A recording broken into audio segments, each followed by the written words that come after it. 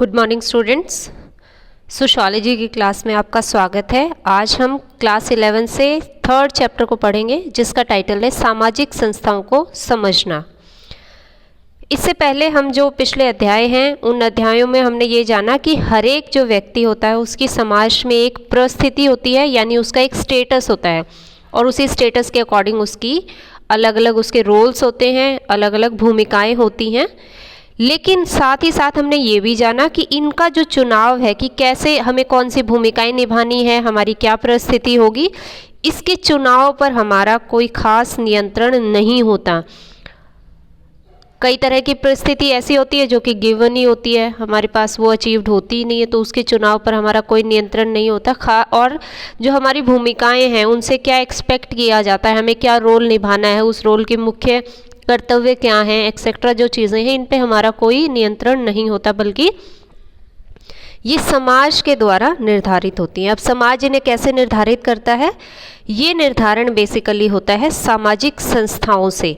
जिन भी सामाजिक संस्थाओं का हम हिस्सा होते हैं वो सामाजिक संस्थाएं व्यक्तियों का जो व्यवहार है उसको नियंत्रित करती है कि उन्हें कैसा बिहेव करना है, क्या बिहेव नहीं करना है।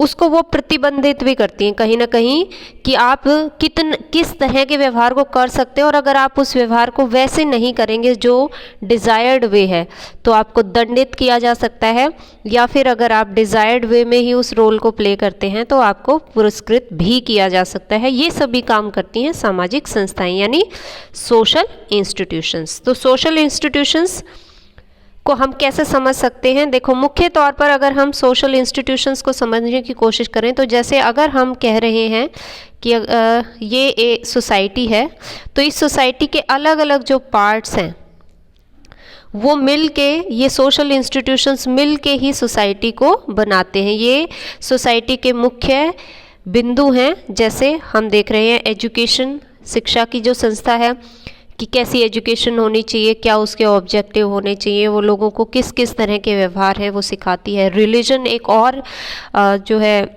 सामाजिक संस्था है, जो सामाजिक संस्था ये बताती है कि किस तरह रिलीजन आपकी जो लाइफ है उसको कैसे नियंत्रित करता है। धर्म कैसे एक सामाजिक संस्था के तौर पर काम करता है, पॉलिटिक्स कैसे काम करती है। तो ये सारी सोसाइटी है, उस सोसाइटी के अलग अलग सामाजिक संस्थाएं हैं। ये मुख्यतः जो संस्थाएं हैं जिनके बारे में हम आज इस चैप्टर में पढ़ेंगे, वो संस्थाएं हैं परिवार, यानी आपकी फैमिली, और फैमिली से ही संबंधित होते हैं विवाह के नियम और नातेदारी के नियम। उसके अलावा राजनीति, पॉलिटिक्स जो है वो भी एक सोशल इंस्टीट्यूशन है। अर्थव्यवस्था भी एक सोशल इंस्टीट्यूशन है, सामाजिक संस्था है। धर्म और शिक्षा ये भी सामाजिक संस्थाएं हैं, और बहुत सारी सामाजिक संस्थाएं होती हैं, लेकिन हम इनके बारे में ही अभी पढ़ रहे हैं इस चैप्टर में। हम स्टार्ट करते हैं सामाजिक संस्था की डेफिनेशन से, या सामाजिक संस्था जो शब्द हम कह रहे हैं वो है क्या। तो सामाजिक संस्था उसे कहा जाता है जो स्थापित कानून या प्रथा द्वारा, तो यानी कि या तो पहले से ही इस्टेब्लिश कोई किसी तरह का कानून है या कोई प्रथा है, कस्टम है, उससे स्वीकृत होते हैं कुछ नियम, वो उनके अनुसार काम करती है। कुछ ग्रुप ऑफ पीपल होते हैं, कुछ उसके ऑब्जेक्टिव होते हैं, और इन नियमों को जिसके अनुसार वो काम करती है उस संस्था के कार्य को समझने के लिए ज़रूरी है कि हम इन नियमों को समझें कि परिवार कैसे काम करता है। तो जब तक हम परिवार की संरचना को, परिवार किसे कहते हैं, परिवार के क्या प्रकार हैं, परिवार हमारे जीवन को कैसे, हमारे जीवन को या हमारे व्यवहार को कैसे नियंत्रित करता है, इन सब चीज़ों को अगर हमें समझना है तो परिवार की संरचना के जो नियम हैं वो भी हमें समझने पड़ेंगे। हमें ये देखना पड़ेगा कि क्या हर एक समाज में जो परिवार की संस्था है वो एक जैसी है या वो संस्था अलग अलग है, वो किस तरह का कार्य करती है। सामाजिक संस्थाएं व्यक्तियों के व्यवहार और कार्य करने के जो तरीके हैं उनको निर्धारित करती है। संस्थाएं व्यक्तियों पर प्रतिबंध भी लगाती हैं कि भाई आप क्या काम कर सकते हैं, क्या काम नहीं कर सकते हैं, अपॉर्चुनिटी क्या क्या आपको मिल सकती है। इन सब चीज़ों में जो सोशल इंस्टीट्यूशंस हैं वो इम्पोर्टेंट रोल प्ले करते हैं। तो इस तरह से सामाजिक जो संस्थाएं हैं वो जो भी व्यक्ति हैं, महिला हैं, पुरुष हैं, उन पे कुछ तरह के तो प्रतिबंध लगाती है, साथ ही साथ वो कुछ तरह के अवसर भी प्रदान करते हैं। डिटेल में हम थोड़ा और डिस्कस करेंगे। साथ ही साथ हम ये भी देखें, पिछले चैप्टर में भी हमने इस बारे में डिस्कस किया था कि सोसाइटी को समझने के लिए कोई एक दृष्टिकोण नहीं है, और एक दृष्टिकोण नहीं है इसके चलते ही हम किसी भी कॉन्सेप्ट को अलग अलग तरीके से सोचते और समझते हैं, उसका विश्लेषण करते हैं, और उससे जो समाज है उसके बारे में हमारी जो जानकारी है वो और ज़्यादा बेहतर होती है। तो यहाँ पर भी हम दो मुख्यतः जो अप्रोचेज़ हैं उन अप्रोचेज़ या दृष्टिकोण से समझेंगे कि सामाजिक संस्थाओं को दो दृष्टिकोण से समझा जाता है। पहला जो दृष्टिकोण है वो है प्रकार्यवादी, या जिसे हम कहते हैं इंग्लिश में फंक्शनलिस्ट। ये मानते हैं कि जो सामाजिक संस्थाएं हैं वो सामाजिक मानकों, आस्थाओं, मूल्यों और समाज की जो आवश्यकताएं हैं उसको पूरा करने के लिए बनाई जाती हैं और उस ताने बाने के रूप में ही पाई जाती हैं। यानी अगर हम समाज के जो स्टैंडर्ड हैं, उसकी जो भी वैल्यूज़ हैं, उसकी जो आवश्यकताएं हैं, उनको पूरा करने के लिए जो सोशल संबंध हैं वो सारे संबंध सामाजिक संस्थाओं के अंदर दिखाई देते हैं। कि फॉर एग्ज़ाम्पल कानून की किसी समाज को ज़रूरत है ताकि सभी लोग जो हैं एक डिज़ायर तरह का बिहेवियर करें। शिक्षा की ज़रूरत होती है, तो इस तरह शिक्षा, कानून, ये जो सामाजिक संस्थाएं हैं ये समाज की आवश्यकताओं को पूरा करती हैं, और ये सारी आवश्यकताएं सामाजिक ज़रूरतें हैं। तो प्रकार्यवादी जो हैं वो ऐसा मानते हैं कि सोशल इंस्टीट्यूशंस होते हैं, सोशल इंस्टीट्यूशंस समाज की आवश्यकताओं की पूर्ति करते हैं, और वो सामाजिक आवश्यकताएं होती हैं। कोई भी समाज को ज़रूरत ही होती है इन सामाजिक संस्थाओं की। जबकि दूसरी तरफ अगर हम देखें, संघर्षवादी जो कॉन्फ्लिक्ट व्यू है वो ये मानते हैं कि चूंकि समाज में सभी व्यक्तियों का स्थान समान नहीं है, सब लोग बराबर नहीं हैं, सभी सामाजिक संस्थाएं समाज के केवल जो जो वर्ग हैं या प्रभावशाली जो वर्ग हैं, जो डोमिनेंट वर्ग हैं, उन्हीं जाति या जनजाति के जो लोग हैं उनके हितों को से संचालित होती हैं या उनके इंटरेस्ट को ही ध्यान में रखती हैं। यानी ऐसे लोग जिनके पास ऑलरेडी पावर है, ऐसे लोग जिनके पास ऑलरेडी कंट्रोल है, सामाजिक संस्थाएं कोशिश करती हैं कि उसी प्रभाव को, उसी पावर को, उसी डोमिनेंस को बनाए रखें। साथ ही साथ वो ये भी कहते हैं कि प्रभावशाली जो समूह होते हैं, जो डोमिनेंट ग्रुप होते हैं, वो कोशिश करते हैं कि ये जो सामाजिक संस्थाएं हैं या राजनीतिक संस्थाएं हैं, इनके द्वारा अपना जो प्रभुत्व है उसको कायम रखें, और अपनी जो उनके विचार हैं उन विचारों को ही सब लोग माने, वही विचार जो हैं समाज के विचार बन जाए, ऐसी कोशिश करते हैं। और संघर्षवादी फिर ये मानते हैं कि ऐसा पॉसिबल हो पाता है इन जो सामाजिक जो संस्थाएं हैं इनके चलते ही। ओके, सामाजिक ज़रूरतों की पूर्ति करने के जो संस्थान हैं उनको अगर हम फंक्शनलिस्ट जो व्यू है हमारा उसके अनुसार देखें तो वो कहते हैं कि दो तरह के पाए जाते हैं ये संस्थाएं।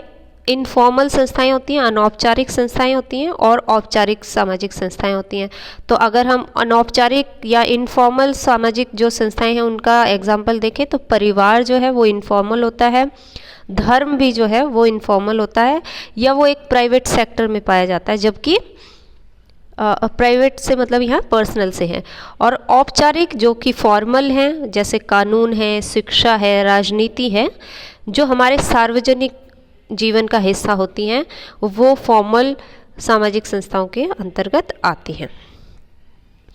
सबसे पहले अब हम परिवार के बारे में पढ़ते हैं। परिवार हम में से सभी लोग ये जानते हैं कि परिवार सबसे बिल्कुल नेचुरल सा ही प्रतीत होता है कि हर एक ह्यूमन बीइंग का एक परिवार होगा, और परिवार तो मतलब हमेशा ही होता आया होगा। और हमें ये लगता भी है कई बार कि जैसा परिवार हमारा है, जिस तरह के परिवार में हम रहते हैं, ज़्यादातर जगहों पे जो है परिवार की संरचना वही होती होगी, लेकिन ऐसा नहीं है। सोशियोलॉजी में हम पढ़ते हैं कि विभिन्न समाजों में विभिन्न तरह के परिवार पाए जाते हैं और अलग अलग स्वरूप हैं, अलग अलग क्राइटेरिया हैं जिसके आधार पर हम परिवार की जो संरचना है उसको विभाजित करते हैं।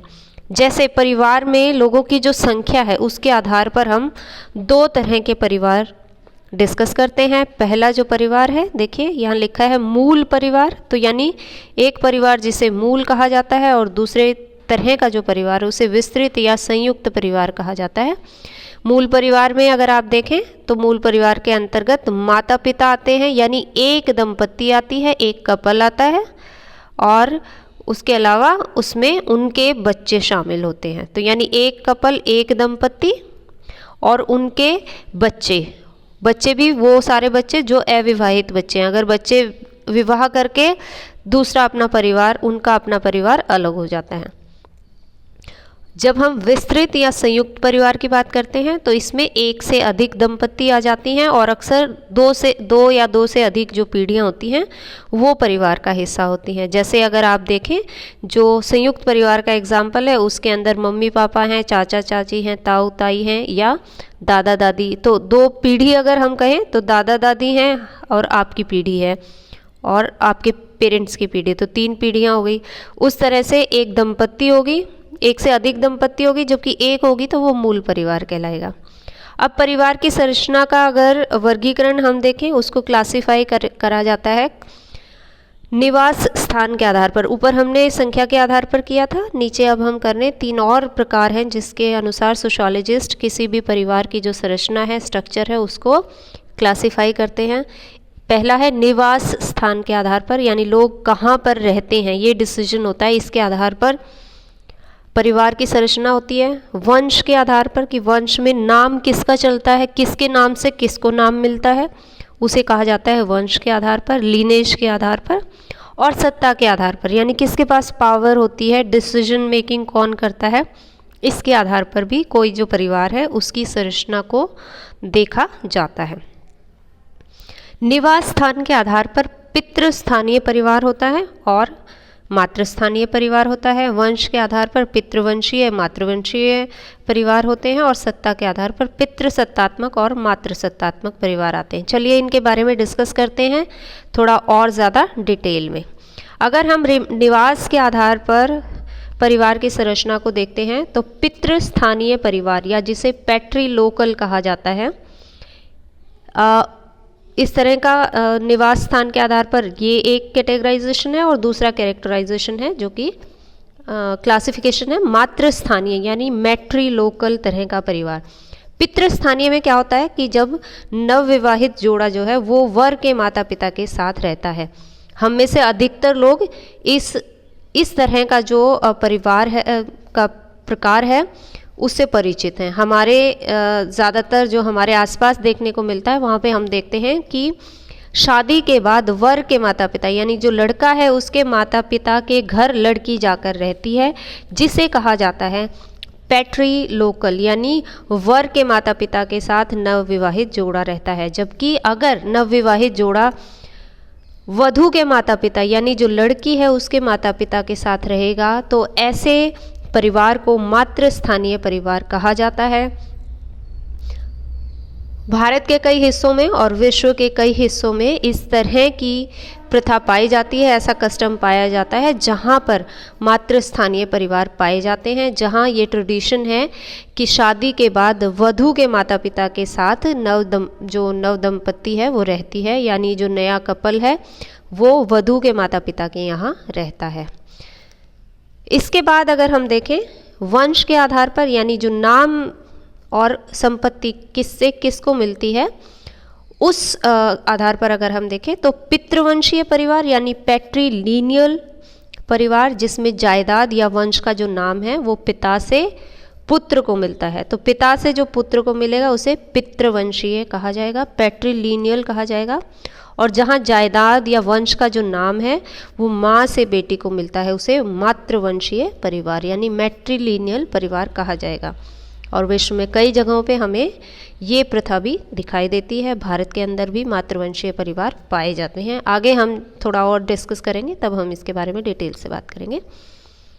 तीसरी तरह का जो वर्गीकरण है वो सत्ता के आधार पर है, यानी परिवार के अंदर किसके पास पावर होती है, डिसीजन मेकिंग किसके पास होती है, यानी जो परिवार से संबंधित जो भी डिसीजन लिए जाते हैं, जो भी निर्णय लिए जाते हैं उसकी शक्ति किसके पास होती है, ज़्यादातर ज़मीन जायदाद किन के पास होती है, और उससे संबंधित जो भी पावर है, जिस पावर का यूज़ करके परिवार के से संबंधित जो भी डिसीजन है वो लेने की, और डोमिनेंस किसका है कि भाई कौन अपनी बात ज़्यादा अच्छे से मनवा सकता है या उसी की बात अल्टीमेटली मानी जाएगी, उस आधार पर भी हम देखते हैं कि दो तरह के परिवार पाए जाते हैं।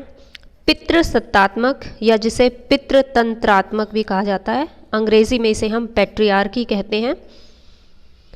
दूसरी तरफ ऐसा परिवार जिसमें स्त्रियां जो है वो प्रभुत्वकारी भूमिका निभाती हों, मातृसत्तात्मक परिवार कहलाते हैं, मैट्रियार्की कहलाती है।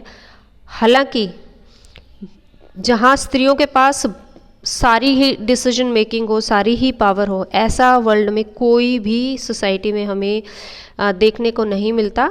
मैट्रियार्की की कुछ झलक हमें कुछ ट्राइब्स में दिखाई देती है, इस पे भी हम डिस्कस करेंगे, लेकिन ज़्यादातर बार ये हम एनालिसिस के तौर पे ही इस कैटेगरी को यूज़ करते हैं, बजाय इसके कि बहुत ज़्यादा एग्जाम्पल हमें इसके वर्ल्ड के अंदर दिखाई दे। तो चलिए, आज हमने जो बात की कि सामाजिक संस्थाएं क्या होती हैं, जो हमारे बिहेवियर को कंट्रोल करती हैं, हमें क्या सही है, क्या करना है, क्या नहीं करना है, इस तरह के निर्देश देती हैं।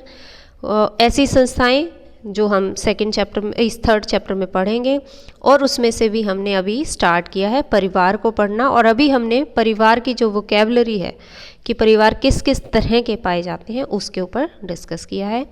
Thank you very much.